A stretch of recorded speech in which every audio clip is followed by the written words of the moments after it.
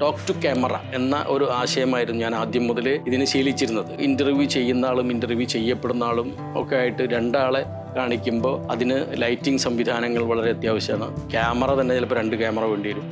ഇതൊക്കെ നമ്മൾ ബുദ്ധിമുട്ടാണ് ആ സമയത്ത്. കാരണം നമ്മൾ ചെല്ലുന്നു, ഒരു വലിയൊരു ആർട്ടിസ്റ്റിനെ കാണുന്ന പോലെ പറഞ്ഞു ഓക്കെ എന്നാൽ ഞാൻ റെഡി എന്ന് പറയുമ്പോൾ അപ്പോൾ നമ്മൾക്ക് മറ്റുള്ളവരെ ഒന്നും അറേഞ്ച് ചെയ്യാനൊന്നും പറ്റിയെന്ന് വരില്ല. നമ്മളൊരു ക്യാമറ വെക്കുന്നു, ഒരു ലൈറ്റും വെക്കുന്നു, ആ പറയുന്ന ആളുടെ മുഖം വൃത്തിയിൽ കാണുക എന്ന ഒരൊറ്റ ലക്ഷ്യം മാത്രമേ നമുക്കുണ്ടായിരുന്നുള്ളൂ. എന്നോട് അന്നൊക്കെ ചോദിക്കും നിങ്ങളെന്തിനാ ഇങ്ങനെ ഇത്ര ക്ലോസിലെടുക്കുന്നു എന്നൊക്കെ പലരും ചോദിച്ചിട്ടുണ്ട്.